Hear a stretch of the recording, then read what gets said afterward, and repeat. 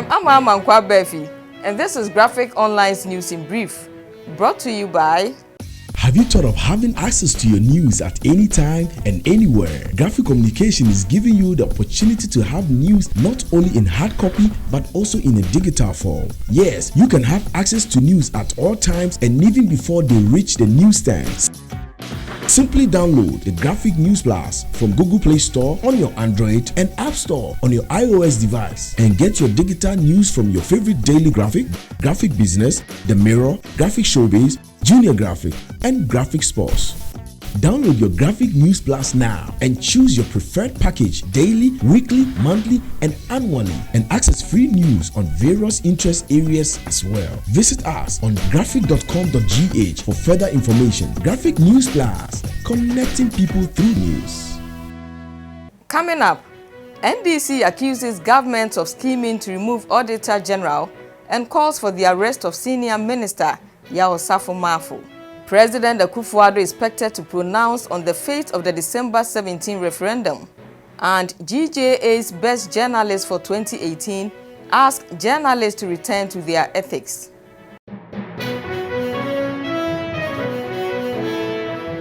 The opposition National Democratic Congress (NDC) says investigations into procurement breaches at the Auditor General's office is an attempt by government to get the Auditor General, Mr. Daniel Yaw-Domilevo, removed from office.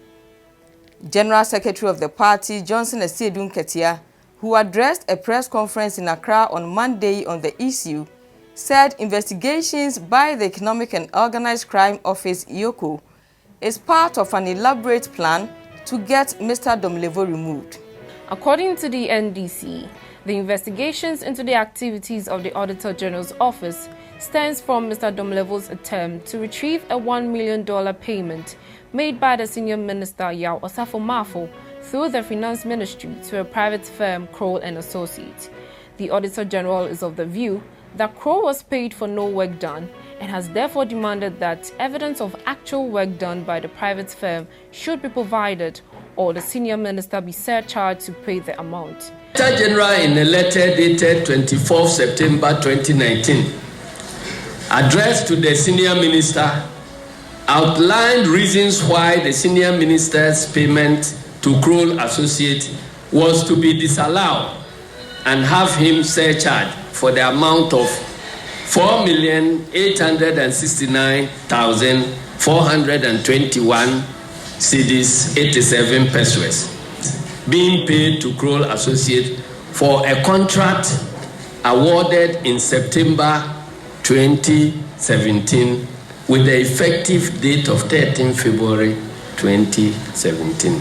Following the Auditor General's intensified steps to reclaim the illegal payment from the Senior Minister, certain backdoor machinations are being engineered to have the Auditor General himself removed. Meanwhile, on the same issue, the party is also calling for the arrest and prosecution of Mr. Osafo-Maafo for allegedly breaching the Public Procurement Act in relation to the Kroll & Associates issue.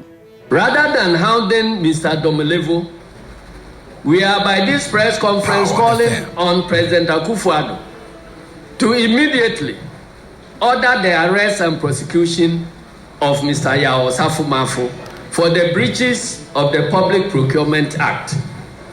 We demand an immediate cessation of the hostile victimization of Mr. Domilevo by the Akufo-Addo government.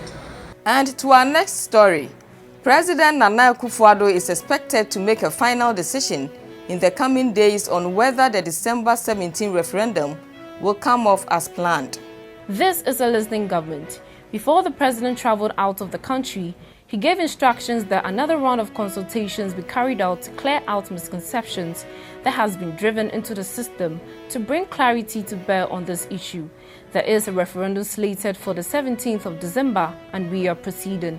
When the president comes, he will be briefed about the outcome of the consultations and he will take a decision, Mr. Hajide said in a radio interview with Accra-based City FM.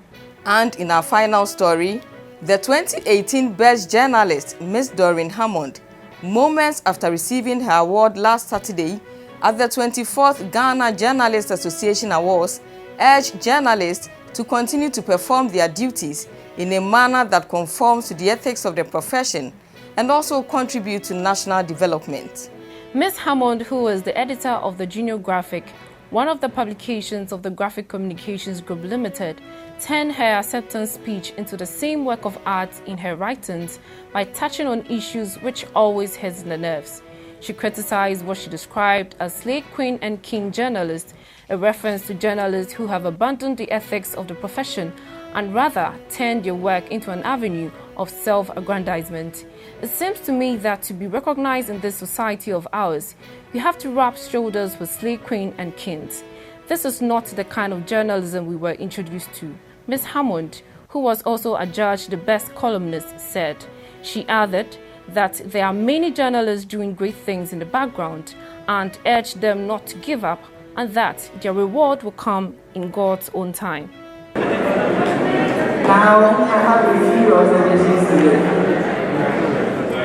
Gradually, it seems to me that to be recognized in this society of ours as a journalist of news, you have to rub shoulders with slave queens and kings. But that is not the kind of journalism we were introduced to years ago. But I know there are many great journalists doing great things in the background.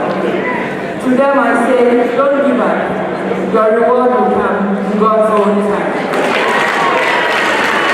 For more news, log on to graphic.com.gh. Follow us on Facebook at Daily Graphic and on YouTube and Twitter at GraphicGH. I am Ama Mankwa Befi. Thanks for watching.